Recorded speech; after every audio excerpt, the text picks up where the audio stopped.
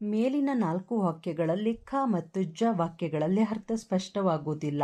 ಇಂಥ ವಾಕ್ಯ ಸರಿಯಲ್ಲ. ಈ ವಾಕ್ಯವನ್ನು ಬದಲಾಯಿಸಿ ಬರೆಯೋಣ. ಕ. ಇರುವೆ ಗೂಡನ್ನು ನೋಡಿತು.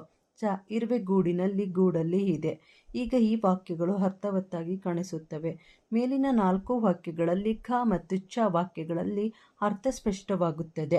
ಆದರೆ ಈ ವಾಕ್ಯಗಳಲ್ಲಿ ಬಳಕೆಯಾಗಿರುವ ಗೆ ಮತ್ತು ಇಂದ ಇವುಗಳನ್ನು ಸೇರಿಸಿರುವುದರಿಂದ ಅರ್ಥ ವ್ಯತ್ಯಾಸವಾಗಿದೆ.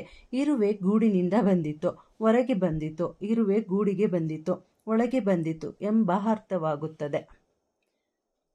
ಕೊಟ್ಟೆ ಕಟ್ಟಲು ಕೊಂಬೆಗಳನ್ನು ಬಗ್ಗಿಸುತ್ತವೆ. ರಾಜು ಗಿಡವನ್ನು ನೆಟ್ಟನು. ಕೆಲಸಗಾರ ಇರುವೆಗಳು ರಾಣಿಗೆ ಆಹಾರ ತಿನ್ನಿಸುತ್ತವೆ. ಕಮಲ ಮನೆಗೆ ಹೋದಳು. ಚಗಳಿ ಇರುವೆಗಳು ಮರದಲ್ಲಿ ಕೊಟ್ಟೆ ಕಟ್ಟುತ್ತವೆ. ಪೂರ್ಣಿಮಾ ಪೇಟೆಯಲ್ಲಿ ಆಟಿಕೆ ಕೊಂಡಳು. ಗಮನಿಸಿ. ಆ. ಇರುವೆಗಳು ಲಾರ್ವಾವನ್ನು ಬಾಯಿಯಿಂದ ಸ್ರವಿಸುತ್ತವೆ.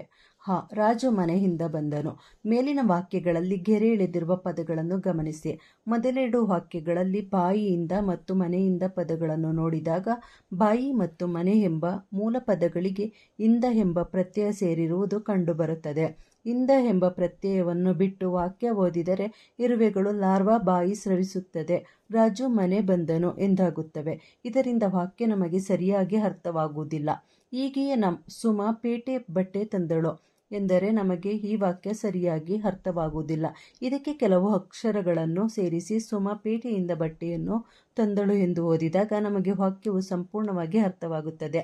ವಾಕ್ಯ ರಚನೆಯ ಸಂದರ್ಭದಲ್ಲಿ ನಾಮಪ್ರಕೃತಿಗಳು ಪಡೆಯಬೇಕಾದ ಅರ್ಥ ವಿಶೇಷಗಳನ್ನು ತಂದುಕೊಡಲು ಸಹಾಯ ಮಾಡುವ ಪ್ರತ್ಯಯಗಳಿಗೆ ವಿಭಕ್ತಿ ಪ್ರತ್ಯಯಗಳೆಂದು ಕರೆಯುತ್ತಾರೆ. ಶಾಲೆ ಎಂಬುದು ನಾಮಪದದ ಮೂಲರೂಪ. ಇದನ್ನು ನಾಮಪ್ರಕೃತಿ ಎನ್ನುವರು. ಈ ನಾಮಪ್ರಕೃತಿಗೆ ಪ್ರತ್ಯಯಗಳು ಸೇರಿದಾಗ ಪದ ಆಗುತ್ತದೆ. ಉದಾಹರಣೆ: ಶಾಲೆ ಪ್ಲಸ್ ಹೂ ಶಾಲೆಯು, ಶಾಲೆ ಪ್ಲಸ್ ಅಲ್ಲಿ ಶಾಲೆಯಲ್ಲಿ. ಕ್ರಮ ಸಂಖ್ಯೆ 1, 2, 3, 4, 5, 6, 7. ವಿಭಕ್ತಿ ಪ್ರಥಮ, ದ್ವಿತೀಯ, ತೃತೀಯ. ವಿಭಕ್ತಿ ವಿಭಕ್ತಿ ಪ್ರತ್ಯಯ ನಾಮಪ್ರಕೃತಿಗೆ ವಿಭಕ್ತಿ ಪ್ರತ್ಯಯ ಸೇರಿದಾಗ. ಪ್ರಥಮ: ಹೂ, ರಾಣಿಯು. ದ್ವಿತೀಯ: ಹಣ್ಣು, ರಾಣಿಯನ್ನು. ತೃತೀಯ: ಇಂದ, ರಾಣಿಯಿಂದ. ಚತುರ್ಥಿ: ಗೆ, ಹೀಗೆ, ಕೆ, ರಾಣಿಗೆ. ಪಂಚಮಿ: ದೆಸೆಯಿಂದ, ರಾಣಿಯ ದೆಸೆಯಿಂದ. ಷಷ್ಠಿ: ಆ ರಾಣಿಯ.